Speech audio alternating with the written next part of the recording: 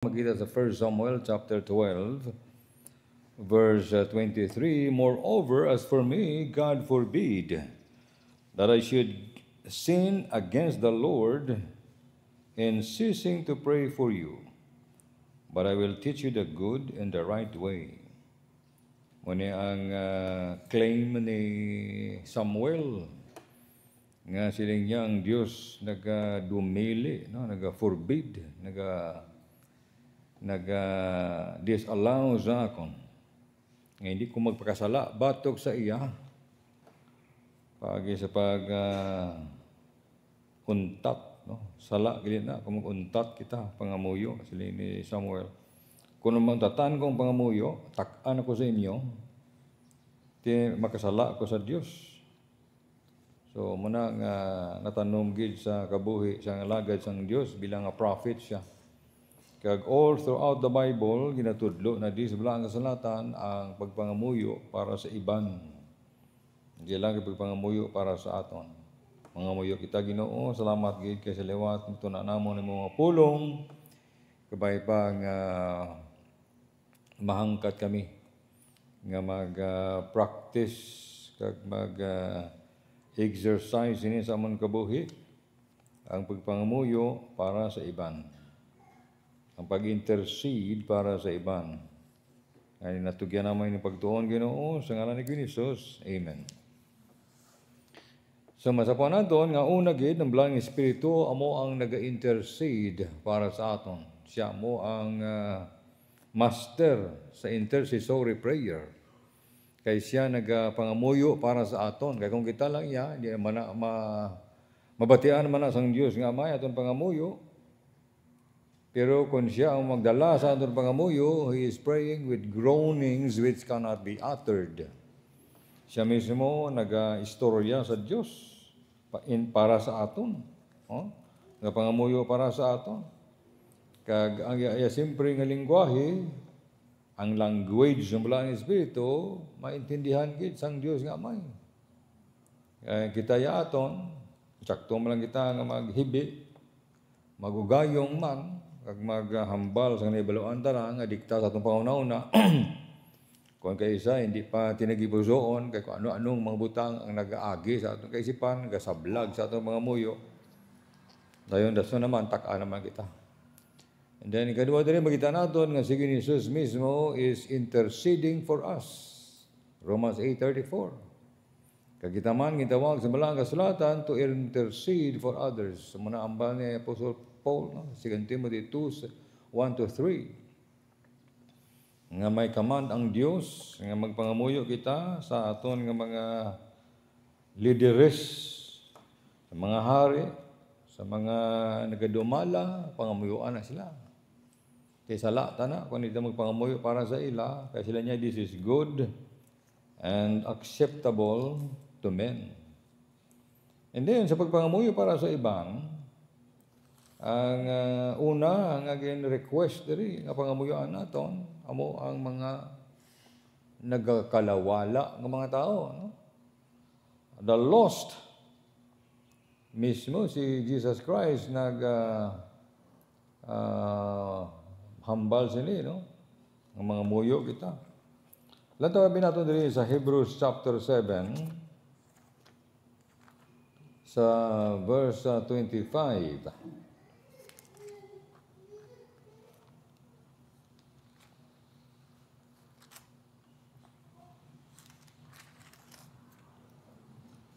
Hebrews 7 sa verse 25. Wherefore he is able also to save them to the uttermost that come unto God by him, seeing he ever liveth to make intercession for them. So sarangan sang Dios luwason sila, no?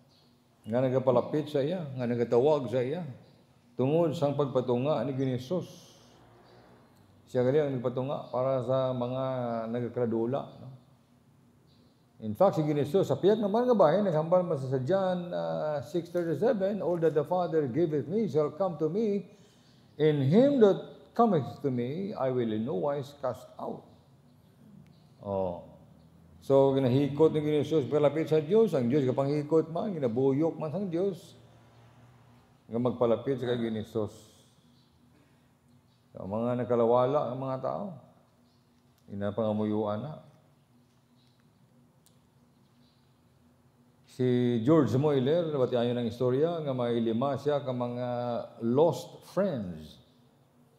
May magkaluwas ng mga abiyan niya. Nga pangamuyuan niya ni nga maluwas. Sa 5 nga ini, naluwas sila tanan, pero ang 3 naluwas ang ara pa sa ministry. Sa napatay na siya, later on, sa adlaw sang lubong niya, dito naluwas ang 2. Ubos sila ng kalaluwas. Kaya sa untat, pangamuyo para sa ilan. Ang ikadwa, dali nga request para sa iban, nga pangamuyuan, hambal ni Jesus sa Matthew 9, sa verse 36.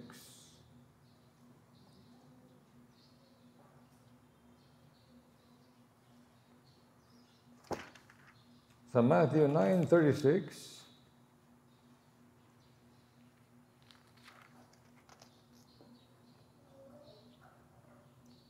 when Jesus saw the multitudes, he was moved with compassion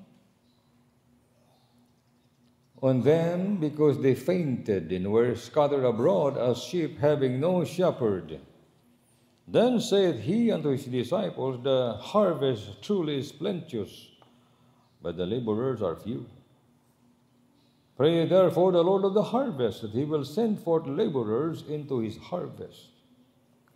Si Jesus mismo nag-request sa mga disciples, pangamuyo ka mo. 12 ka mong mga apostles. Pangamuyuan niyo, sila niya nga ang Ginoo magapadala sa mga manok pangabudlay, kay gamay lang ang manok pangabudlay, damo sa alan yun. 8 kabilyon nga tao sa kalibutan. 2 kabilyon ang Kristohanon. Huwag ganyan sa 1%, no? Ang mga nag-aalagad sa Diyos. Sa napulo ka missionaries na, no? Isa lang ang nag-work sa mga lugar nga way kabate. Ang siyam nagapangabudlay sa mga reachable people. Sa mga hapos lambuton. Muna ang sinatong hindi balanse nga kahimtangan sa pagalagad. Tisiling din ni Jesus, siya pangamuyo ka mo. Pray therefore. Busa sa niya pangamuyuan ninyo.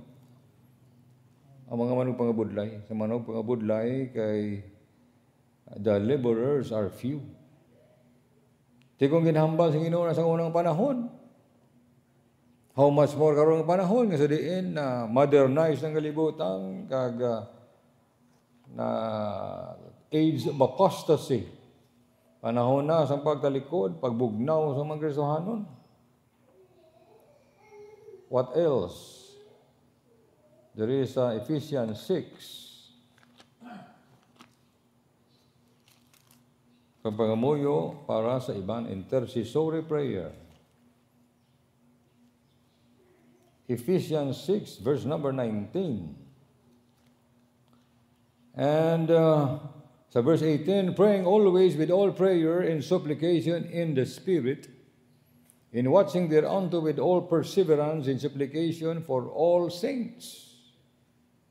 Pangamuyo kay pirmi sila niya. Pangamuyo kamo pirmi sang tanan nga pagpangamuyo kag pagpangabay in the Spirit. Sa Espiritu sang Dios nga ara sa atong kapuyo-da. Kag bantayan nyo nga may perseverance, may pagpadayon. Hindi ka mag-untat, kundi mag-persevere, kag mag-supplicate, magpangabay para sa tanan nga mga tumuloo nga inyo nakilala. Now, sa verse 19 niya, and for me, alagad sang Diyos, pangamayuan, and for me that the utterance may be given unto me, that I may open my mouth boldly to make known the mystery of the gospel. So pangamuyuan ang mga Kristohanon, kag pangamuyuan ang mga alagad sang Dios, mga pastor, mga Sunday school teachers, mga evangelists, missionaries, pangamuyuan na sila, agon nga tagaan sila sang Dios ang boldness. Pagkatason ng libro sa Philippians chapter 1, mo naman i-request siya naman, no? Sa verse 19. Philippians 1:19, "For I know that they shall turn to my salvation through your prayer and the supply of the Spirit of Jesus Christ." Ini na nangos pagwali kay Kristo. Nga masalbar man ang mga alagad sang Dios. So mani ang hangkat sa aton diri karon nga tion, no, ang pagpangamuyo para sa iban, pangamuyo sa mga nagkalawala, pangamuyo sa mga manog pangabudlay, pangamuyuan ang Dios padala sa ila. Pangamuyuan ang Dios mag-recruit, no. Ang Balang Espiritu magabutang sa kabug-atan sa mga kanakan sang Dios. Kag sa mga pamatan-on, no, nga ma-challenge sila sa pag-alagad sa Ginoo, sa pagpagamit sa Ginoo.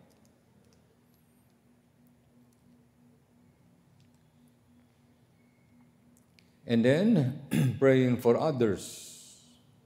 Ano naman ang pangamuyuan naton para sa iban, para sa mga Kristohanon? Kaya una gid nga hangkad dira, pangamuyuan ang mga kanakan sang Dios.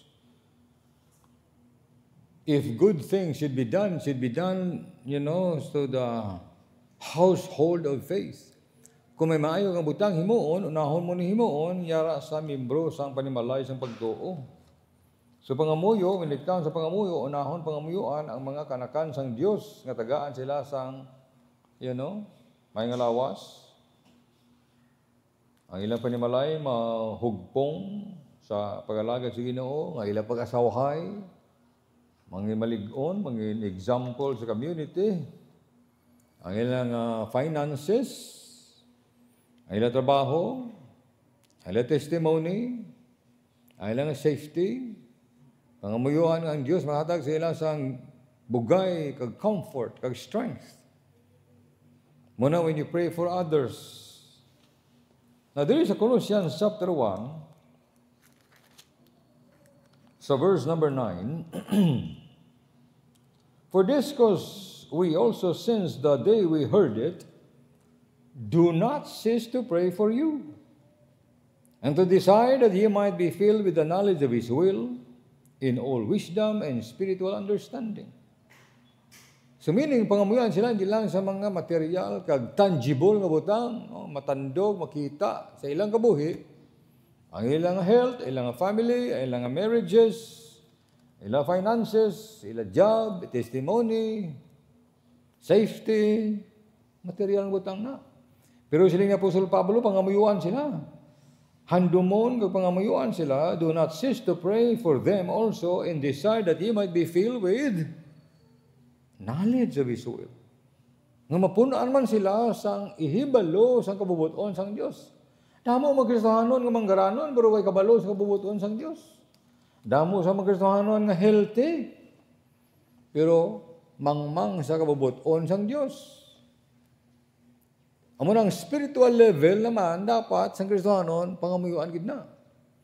Kay tungod ang spiritual level sa ilang kahimtangan sa bang sang Dios mas importante sang sa mga butang sining kalibutan. Agi lang na ang mga butang sining kalibutan. Dugang pa sini sa Apostol Pablo naghambal siya sa Ephesians chapter 1 verse number 16.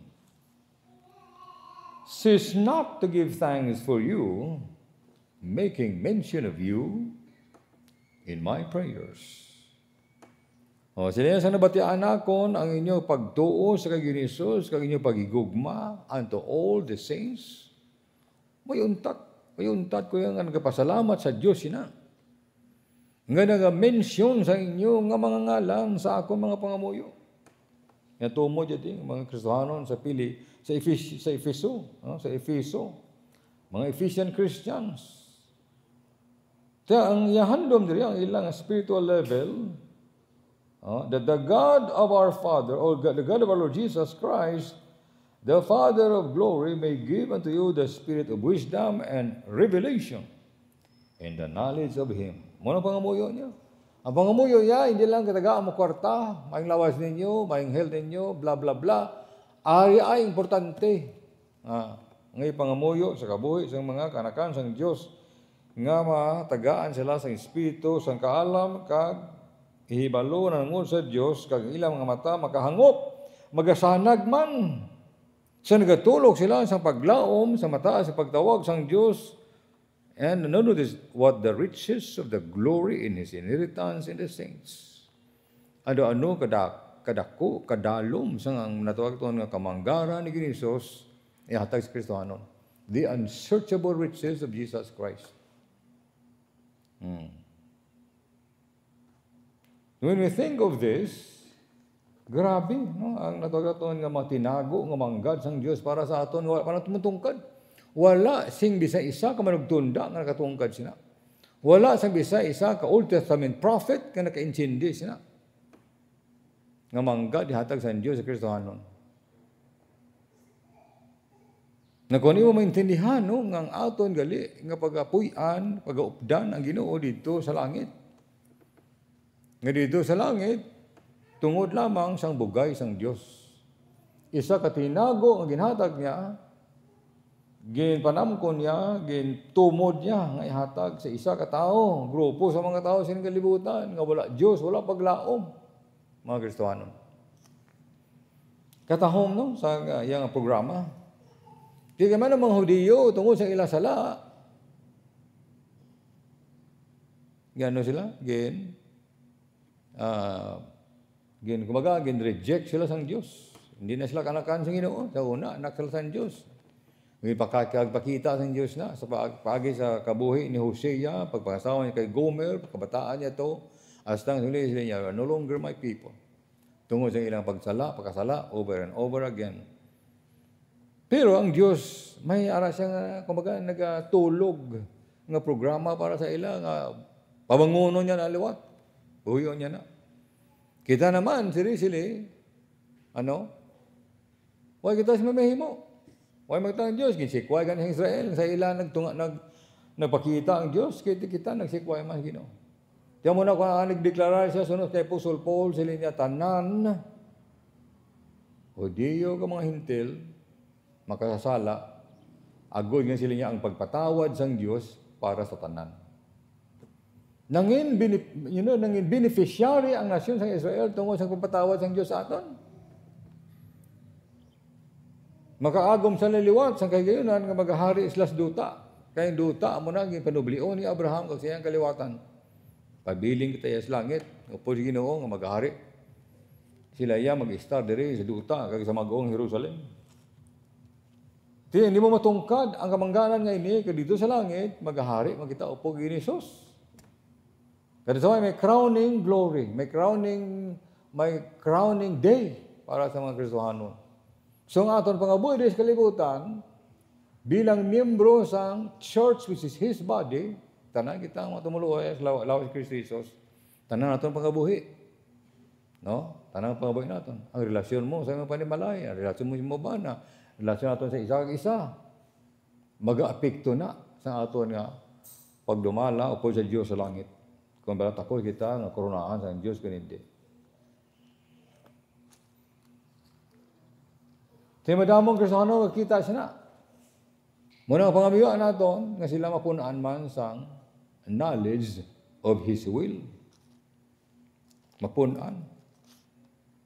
Kita mo guys, mo na, nag-request na Ginoo, pastor, pa mo amabi ko, anong kabubuton sang Diyos? Meaning mo, isa kabalo kabubuton sang Diyos. Why? He is not filled with the knowledge of His will. Kinang mga mayuan siya. Pero kung ang Kristohanon, matuod, nagasunod, kabubuton sang Diyos, sa iya kabuhi, on a daily basis, hindi sa mabadlayan, maglantaw, maghibalo sa kabubuton sang Diyos. Kaya ang kabubuton sang Diyos, ginapahayag niya, ang plano niya, unang big picture para sa mga kabuhi, ang kabubuton niya on a daily basis. Kung nagkakabuhi ikaw, sa himaya, sa iyong kabubuton, Nabaluan mo, napunan ka, hindi ka bubuton sa Diyos ni, hindi pagimuon, hindi pagimuon. Bala mo na. Hindi mabudlay ang pagibalo. Sa dakong kabubuton niya sa imong kabuhi. Sa Kolosas 1, versikulo 10, di lamang kabubuton sa Diyos. Pangamuyuan para sa iban. Iban ha? Hindi kaya aton lang. Tinagaon mo man ang kabulingon mo, iba sabay kabalo, kabubuton sa Diyos mo. At least mo pangamuyuan ng iba. That ye might walk worthy of the Lord unto all pleasing, being fruitful in every good work, and increasing in the knowledge of God. O kadamo na din sa iyang request nga ipangamuyo o na spiritual level sa mga Kristohanon. Hindi lang mapunaan sang hibalo sa iyang kabubuton, kundi magpangamuyo pagayad nga ang ilang pangabuhi mangin pleasing, worthy of the Lord unto all pleasing. Agod nga maglakat man sila nga mahimaya man ang Diyos kabuhi nila. Kaya bilang tagapangamuyo para sa ilang nga mga physical kayang nanon, ang health, blah blah blah. Pero nakita natin diri ang kulang ng ipangamuyo para sa ila. Nga dapat kung tani makibalo man sila nga maglakat, magawi suno sa kabubuton sang Dios. Kag mabinungahon sila sa tag sa kamayang buhat. Kag mag-increase in the knowledge of God. Mangina. Bahin na sa natutuan nga intercessory prayer. Damo pang iban, masugpo natin diri sa Colossians chapter 1. Maybe sa daso naman, kung may time kita, tapuson natin ini. Butang natin konklusyon diri, ang intercessory prayer, nga ito ang ginumpisan. Ginoo, salamat gid sining ation sa hangkat nimo sa among kabuhi. Ngayon din kami Ginoo maguntak sa pagpangamuyo. Maglista kami sa mga tao, mag-mention sa mga ngalan sang tao sa nanari-sari nga aspeto sa ilang kabuhi. Ampo namang Ginoo ini mangin epektibo sa among mga kabuhi. Sa ngalan ni Jesus, amen.